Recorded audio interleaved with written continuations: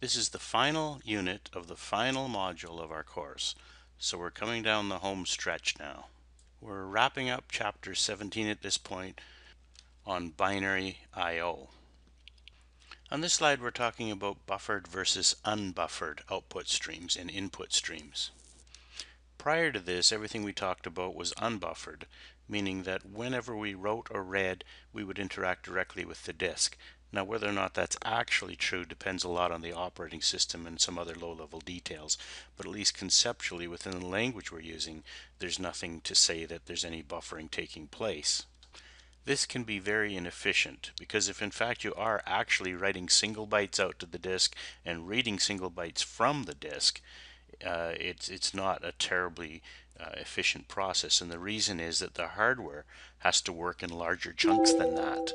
So in other words, it's not possible for the disk drive to simply read a single byte from the disk or write a single byte to the disk. It has to work in larger pieces, and when it does that, if you have to have that extra overhead and that extra expense just to access a single byte, and if you do that over and over and over again, it's clear that this is going to add up to an awful lot of extra work for the computer.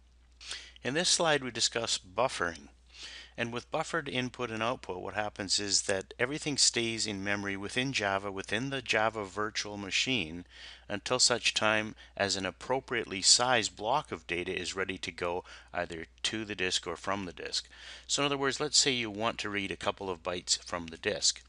If you're using buffered input, what will happen is you'll grab a whole block of data and you'll work only within the block until you've exhausted what's there, and then when you need to go out to disk to get a new block, you'll do so.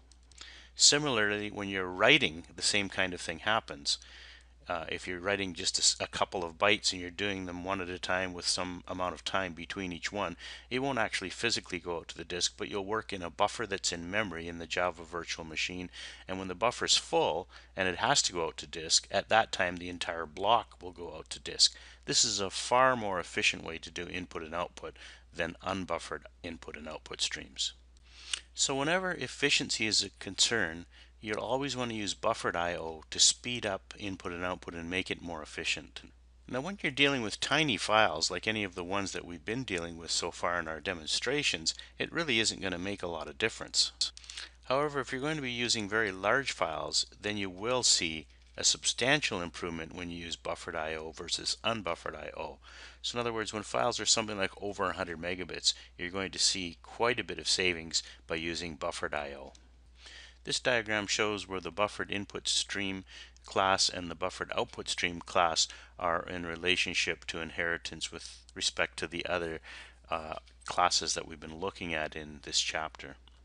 These are shown by the green boxes that you see in the diagram, and immediately above the top green box and immediately below the bottom green box are the unbuffered counterparts for input and output that we've been using up to this point in time. You'll notice then that both the buffered and unbuffered versions inherit from the same superclass in both cases.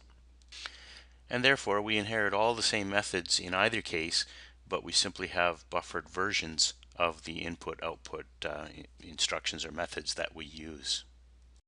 The way we create buffered input streams and buffered output streams is the same way we created their unbuffered counterparts, except we use a different class. So here we have public buffered input stream, and the constructor uses input stream in, and buffered input stream with the constructor that takes two arguments where we get to specify the buffer size. There will be an appropriate default for buffer size, but we do have the opportunity here to overwrite it, and the reason we might pick a different buffer size than the default is to accommodate the particular thing we're working on and based on the size of the writes and reads we're planning on doing. The second half of the slide shows the related code for the equivalent buffered output streams in each case. At the bottom of the slide we see two diagrams, A and B.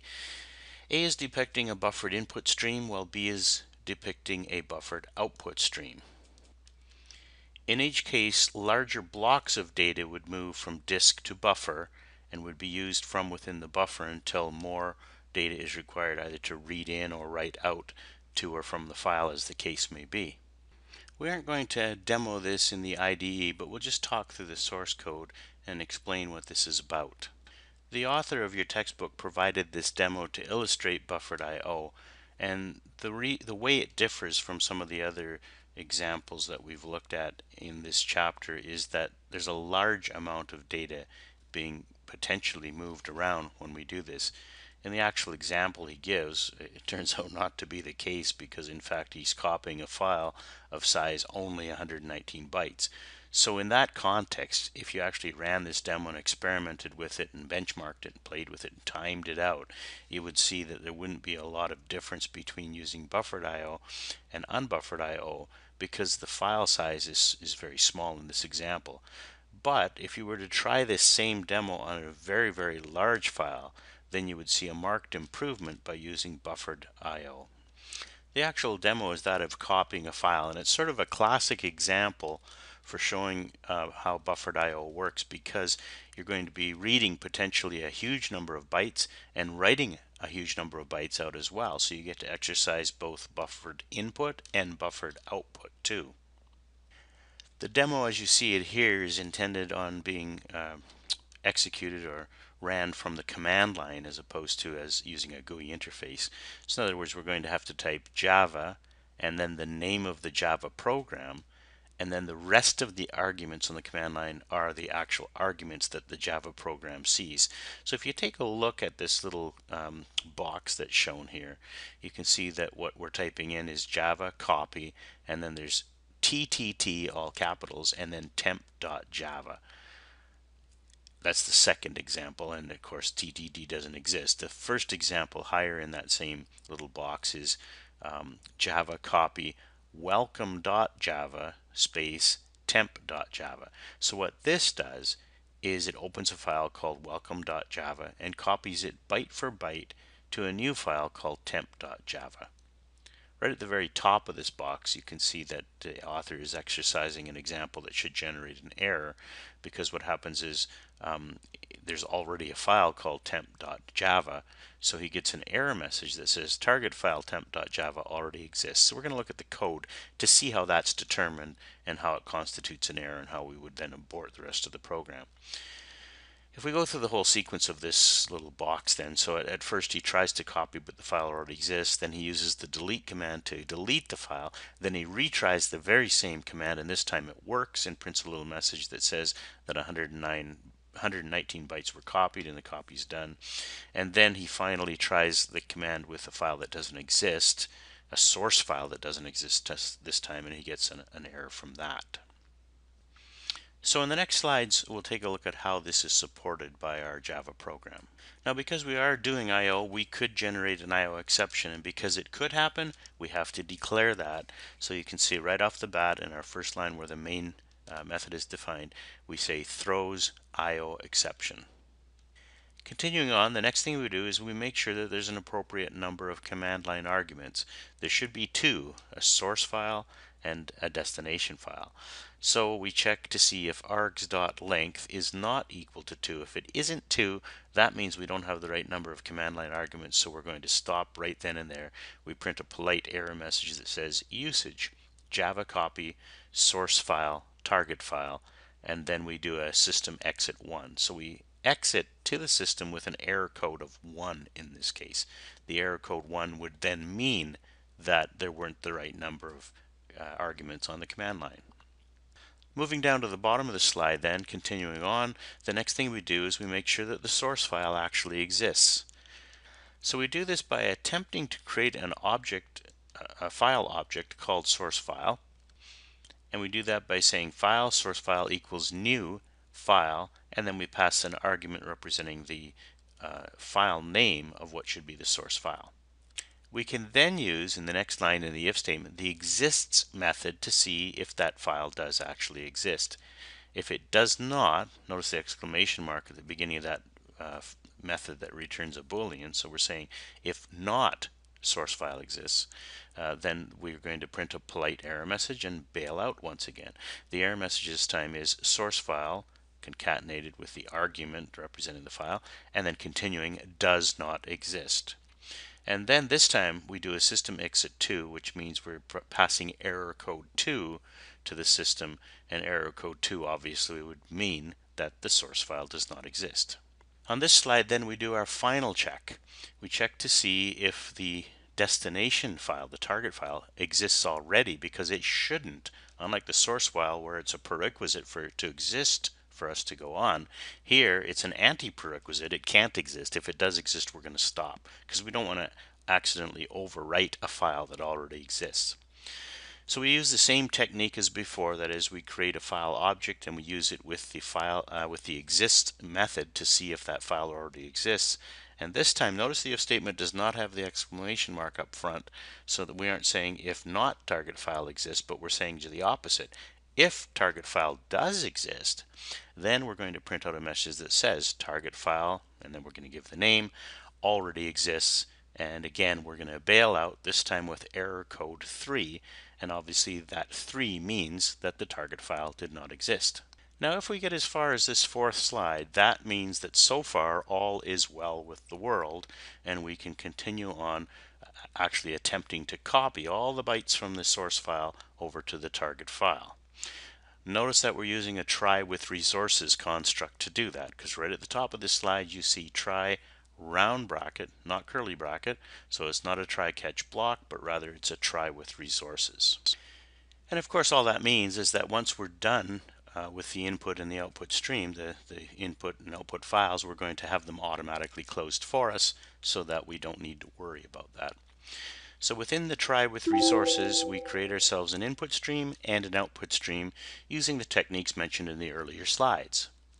Now after the closing round parentheses of the try with resources, we have a block of statements enclosed in curly braces, and that's the stuff we're going to do, and when we're finished, the files will automatically get closed. So what do we do during that block? Well, as the comment says, we're going to continuously read bytes from the input and write those bytes to the output. Notice that although this is buffered I/O, the way the code looks at this stage or at this point doesn't really tell us anything about whether it's buffered or unbuffered. So if you want to really see the point of all of this, I think when on your study time what you want to do is try this program out with a large file and try it two ways.